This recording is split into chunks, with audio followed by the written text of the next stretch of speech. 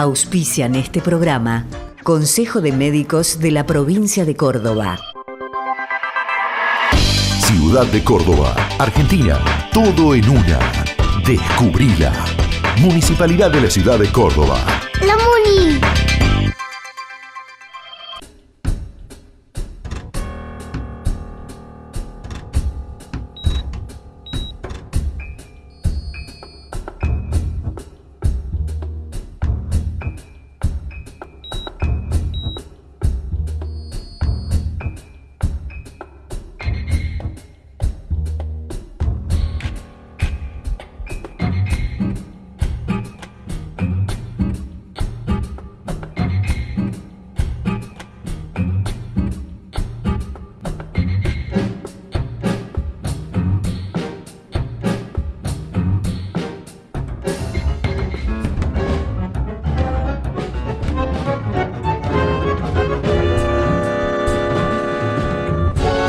Bienvenidos a este nuevo programa de Principio Activo Salud.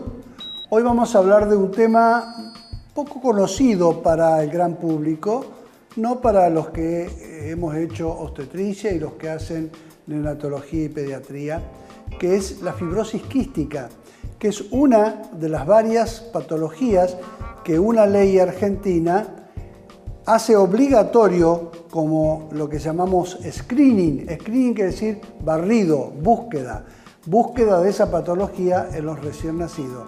Y que acá en Córdoba se hace, sobre todo en el Hospital de Niños, donde desde hace muchos años hay un equipo sensacional para hacer el screening de estas patologías metabólicas que tienen los recién nacidos. Y que Marcos va a presentar, como lo hace habitualmente. La fibrosis quística es una enfermedad de origen genético que tiene la particularidad de volver más denso, más espeso el moco, las secreciones corporales. Es una enfermedad progresiva, por lo tanto va afectando lentamente, de a poco, las funciones de estos órganos. Es una enfermedad hasta el día de hoy incurable, pero que tiene tratamiento. Y de allí la importancia de un diagnóstico precoz y oportuno y la importancia de estos screening, de estas búsquedas. Aquí en la provincia de Córdoba, el Hospital de Niños es el espacio natural por referencia. Y allí está el jefe, digamos, de este servicio de screening neonatal, que es el bioquímico Alfredo Botelli. Él es bioquímico farmacéutico y está a cargo no solamente del screening neonatal, sino también de los diagnósticos definitivos. Así que con él vamos a hablar no solamente de lo que es el diagnóstico, sino también de esta enfermedad, de sus alcances y de las posibilidades que hay hoy en día. Perfecto, aprovechenlo. La fibrosis quística es una enfermedad de origen genético, autosómico recesivo, es decir, que es necesario el gen del papá y de la mamá para que el bebé tenga presente la enfermedad. ¿Sí?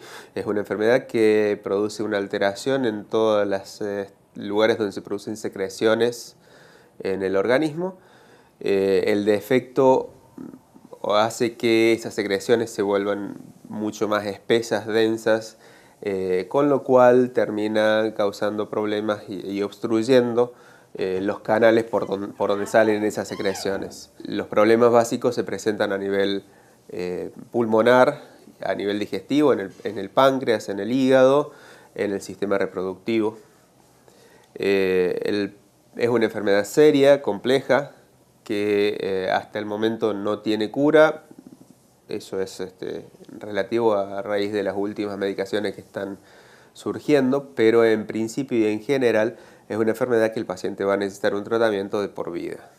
El screening neonatal ha demostrado que mejora la calidad de vida a largo plazo, ¿sí? Cuanto antes nosotros podamos realizar el diagnóstico del bebé, antes vamos a poder comenzar a tratarlo y antes vamos a poder comenzar a mejorar. Sobre todo en la primera etapa de la vida, si bien las consecuencias respiratorias o la colonización por las bacterias típicas de la enfermedad no ocurren en esta primera etapa de la vida, sí pueden ocurrir los problemas nutricionales. Entonces podemos prevenir y mejorarle la calidad de vida atendiendo sobre todo a la parte nutricional para que ese chico no se nos caiga.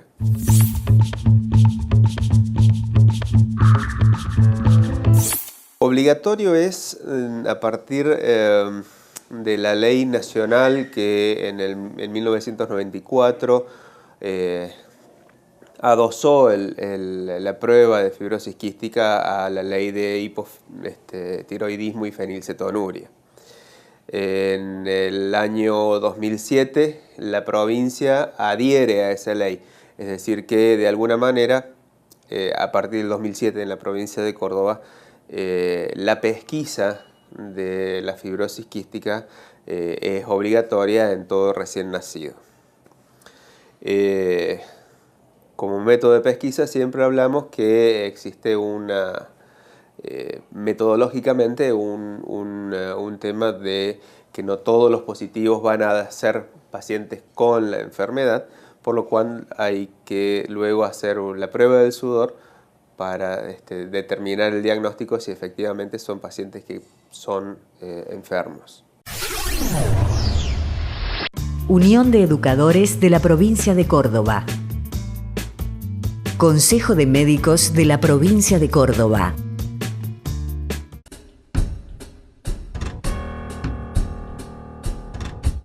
Del 12 al 24 de julio, los niños al 220. Vacaciones de julio con talleres de clown, títere, fotografía, stop motion, murales y radio. Y vení con tu papá, tu mamá, tu tío, tu abuela o con quien vos quieras y aprende jugando. Más información 220cultura.com. Preinscripciones info@220cultura.com.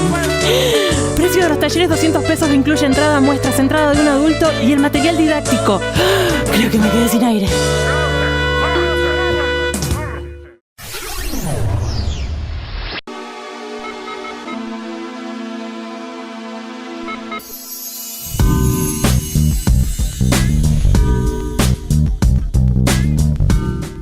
La tarea pasiva es un estado, digamos, que puede adquirir un docente cuando ha perdido o se ha modificado alguna de sus condiciones o física o psicológica.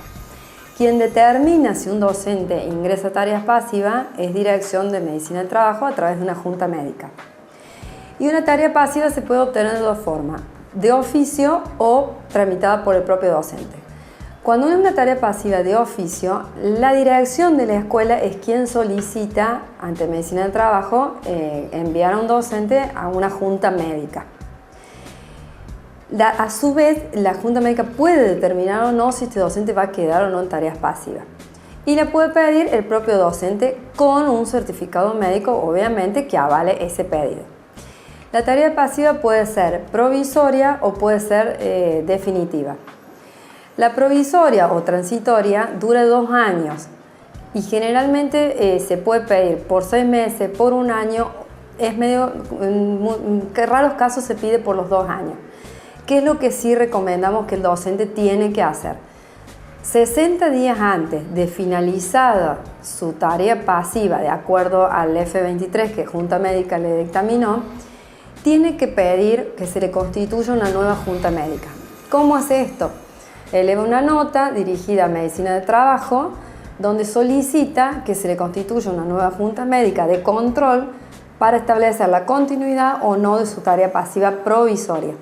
Tiene que adjuntar un certificado médico nuevo actualizado y una copia del último BF23. Eso lo ingresa vía SUAC en Medicina del Trabajo, si está en Córdoba, en la calle Tucumán al 176 o en la delegación donde corresponda. Y Medicina del Trabajo tiene obligación de constituir una nueva junta médica en ese periodo de tiempo. Y esto es muy importante porque si pasan estos 60 días, puede tener dificultades el suplente en su continuidad. Entonces, respetar estos tiempos es básico. Una vez que ingreso, va a constituirse una nueva junta médica y va a determinar si va a pasar a tareas pasivas definitivas o vuelve a su trabajo anterior.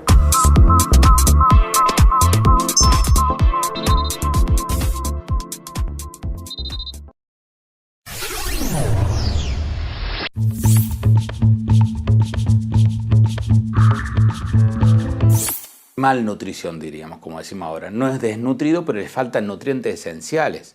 Uno de los casos emblemáticos es la falta subclínica de vitaminas. En caso, por ejemplo, de la vitamina C, que no producen escorbuto, porque todos, mal que mal, un poquito de vitamina C algunos consumen. Digo no todos porque si uno piensa a veces cuánta vitamina C consumí en el día, hay gente que no consume nada. Vos te pones a sumar, siempre digo a las nutricionistas y a los médicos que hacemos nutrición, que a veces uno le pregunta al paciente, a ver, decime qué comiste hoy, y uno detecta que han sido todo calorías vacías. Y eso tiene un costo, como vos decís. Tiene un costo no llamativo, que la persona se va a morir apenas salga del consultorio, pero sí a lo largo, esa mala alimentación produce niveles subóptimos de estos nutrientes. Eso va produciendo patologías que con el tiempo se van viendo en lugares que uno ni imaginaba. Por ejemplo, algo muy común hoy, ves mucho sangrado de encías. De hecho, las publicidades de dentífricos para sensibilidad para el sangrado de encías han aumentado, porque la gente está consumiendo cantidades muy pequeñas de vitamina C que no alcanzan al nivel óptimo para que las mucosas y para que las fibras de colágeno y para que los vasos sean del todo resistentes. Entonces no es un escorbuto, pero algunos dicen bueno, un escorbuto subcrónico clínico, da algunos síntomas, es por la cronicidad, por la falta, digamos, a largo plazo de cantidades óptimas, y lo peor de todo esto a veces es que estas cantidades óptimas no han sido científicamente establecidas. Ahora ha habido un debate hace muy poquito sobre la vitamina D en un council de vitamina D que se ha hecho en Estados Unidos, donde uno de los párrafos que a mí me llamó la atención y que los mismos investigadores señalan como algo muy llamativo, y es que como no encontraban un valor para decir cuál era el máximo, pusieron un valor arbitrario, y ese lo multiplicaron por un factor y dijeron, bueno, este va a ser el nivel máximo. Pero no había, digamos, pruebas científicas de cómo llegar. Lo que ocurre es que las vitaminas intervienen en tantos factores que uno a veces mide uno. Uno dice vitamina C, escorbuto, pero intervienen 420 reacciones químicas enzimáticas la vitamina C. Deberíamos medirlas a todas y hacer un promedio, y encima de eso cada persona tiene una variación y una necesidad individual. Entonces es muy difícil llegar a las cantidades óptimas muchas veces, y sobre todo cuando empezamos a comer, como decíamos recién, cosas que vienen procesadas, y donde el industrial, hay que acordarse esto, lo que quiere la persona que comercia con esto es ganar plata. Entonces vos, por ejemplo, tenés una hermosa lechuga verde que ha sido cultivada con 3 nutrientes, nitrógeno, fósforo y potasio, y es preciosa, verde, saludable.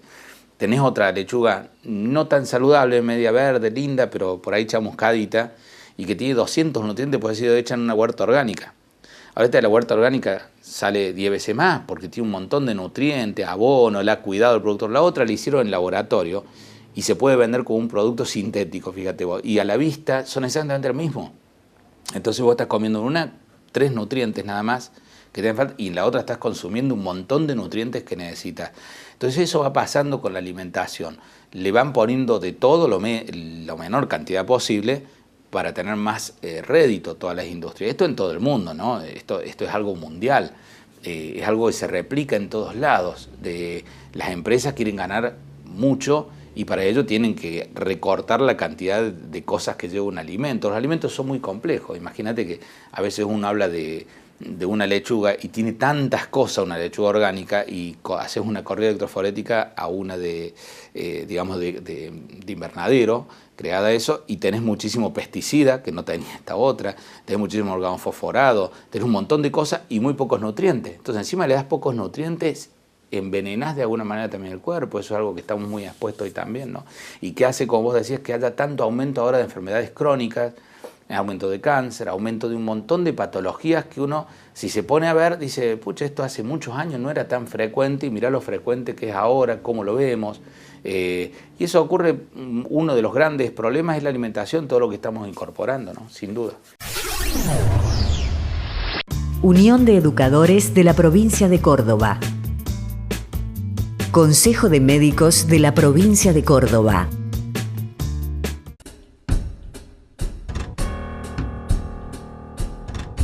Del 12 al 24 de julio, los niños al 220. Vacaciones de julio con talleres de clown, títere, fotografía, stop motion, murales y radio. Y vení con tu papá, tu mamá, tu tío, tu abuela o con quien vos quieras y aprendé jugando. Más información 220cultura.com. Preinscripciones info@220cultura.com. Precio de los talleres 200 pesos, incluye entrada, muestras, entrada de un adulto y el material didáctico. Creo que me quedé sin aire.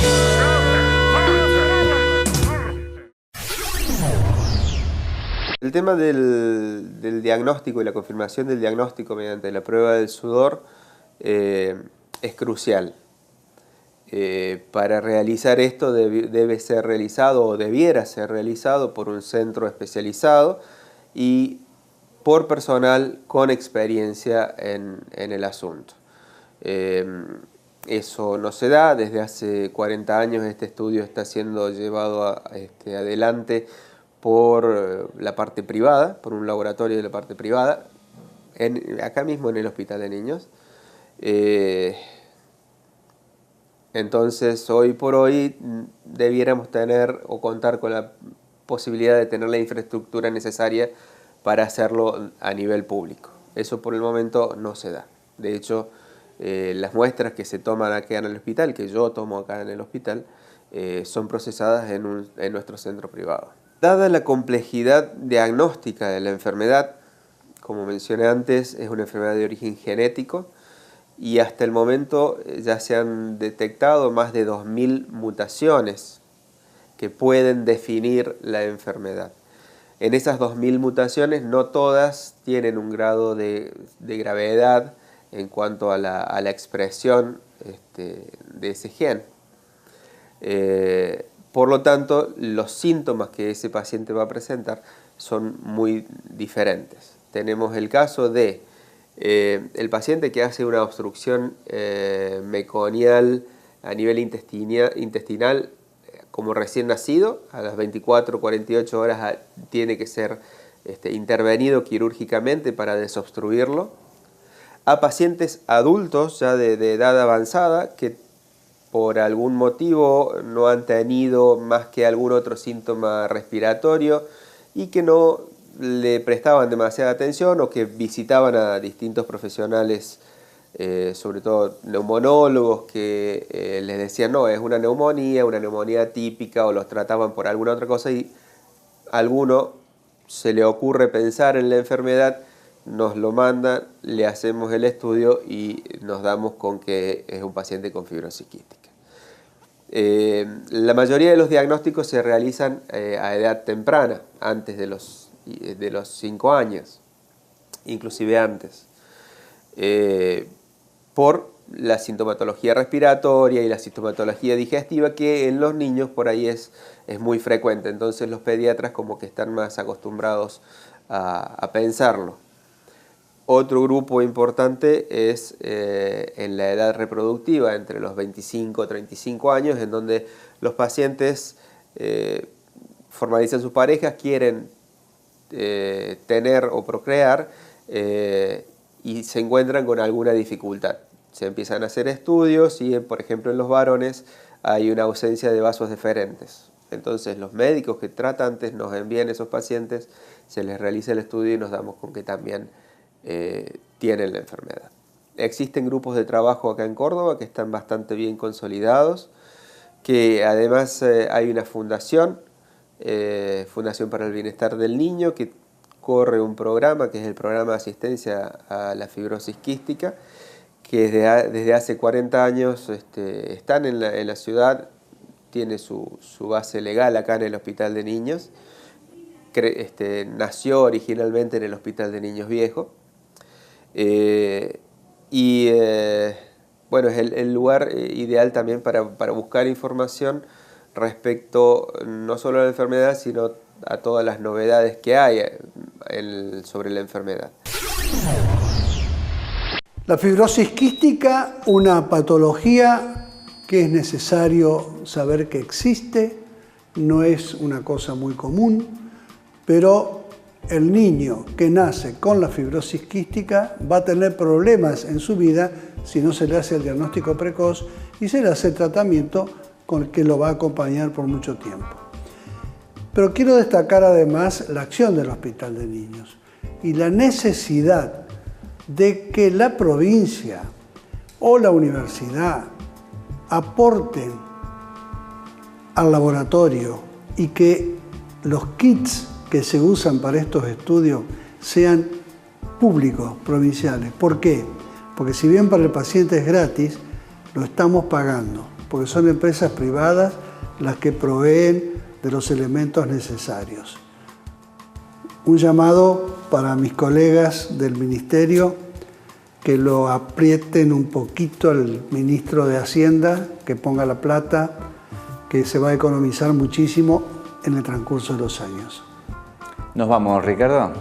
Hasta el próximo programa. Adiós. Unión de Educadores de la Provincia de Córdoba.